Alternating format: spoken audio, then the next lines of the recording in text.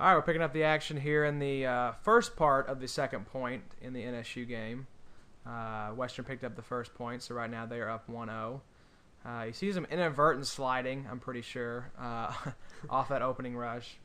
I think most of our guys don't mean to slide, do they, Felix? Yeah, no, it happens sometimes. I actually had no idea the first game I played that sliding was legal, and I was always slide tackling, and eventually got called out for it. Yeah, I remember that. That was a tournament, wasn't it? Yeah, against Saginaw. Oh, wonderful. They would be the ones that call you out. Saginaw, you Nazis. All right, but we see NSU immediately being a lot more aggressive at this point. I think they learned from the last one, you really can't stand on your own baseline.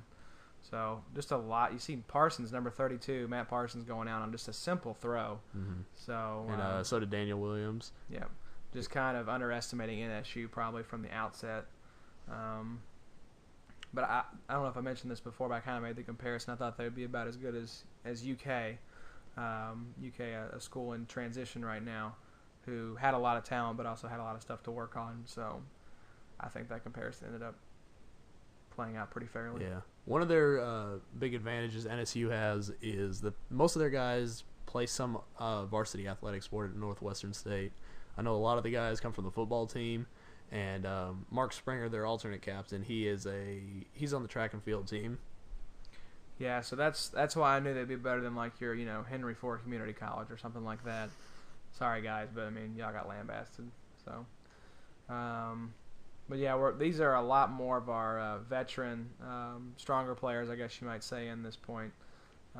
So I had high hopes going into this point, and as you'll see, kind of was a disappointing outcome. Yeah, a little bit. Yeah. But we had a good crowd this game. I really was pleased. I think the stands were packed on our side of the court, so that's always nice seeing the fans come out and support the team. Mm-hmm. Zach Byrne making an incredible throw as usual. Yeah, it's a thing of beauty. Mm-hmm. I wish he'd have landed one of those headshots like he did in the UK game, because that thing was filthy. And you see Andrew pushing up there. Martin, the league's craziest attired blocker, and Bill going out there on just a kind of a foolish play, being up in the neutral zone there, kind of unprotected.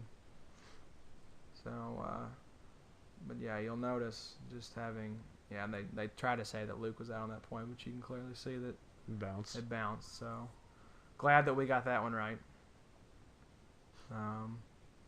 Yeah, but Zach Byrne, 00, and Nick Nyman, number 10, are two of our better throwers. So Nick Nyman was a baseball player, and Zach Byrne was a quarterback. Exactly. So the arm strength is there naturally. We just help them harness it with a dodgeball. Nick actually was a guy that I had played baseball with for a year in high school, and worked on him for about a year to get him to come out and play. And thank God I did. Kind of stuck with him. And yeah, he absolutely loves it. Yeah.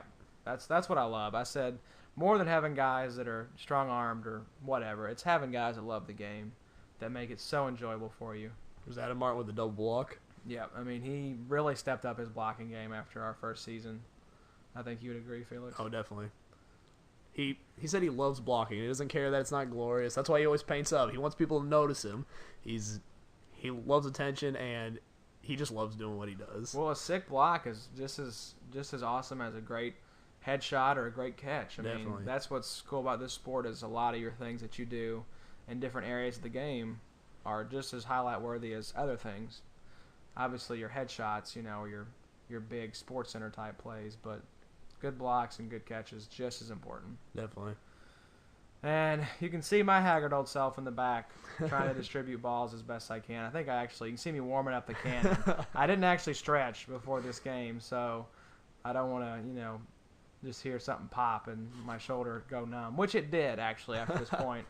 My arm was completely numb, so that was no fun. I do remember, I'm not sure if we'll get to see it or not, but you made a diving attempt at a catch. I'm not sure if it was against NSU or OSU, but we'll see that eventually. I'm looking forward to seeing that on tape. Well, yeah, I thought, I proved to my players that I actually still do have some form of mobility, and I'm not completely a senior citizen. See the Crabman there with a good throw. Some of his were just going high. It looked like it tipped off Andrew's fingers, but he's an honest guy. I know he would go out if he indeed got hit. So And definitely watch number 23 on NSU's. He's very tricky. He always does the. He's not gonna look at you before he throws.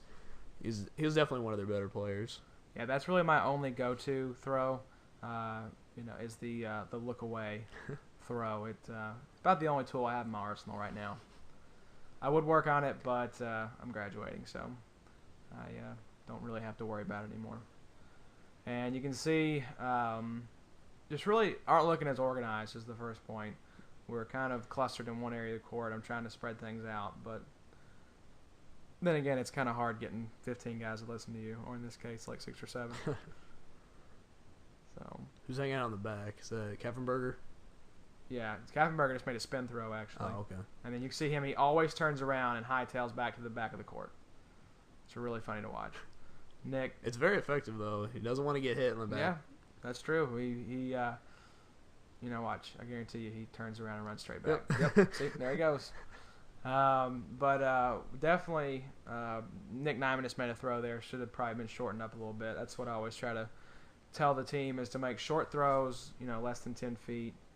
Just it gives you such a better chance of not getting caught, number one, and also hitting your target. Zach making a good cross court there. I made a decent looking throw.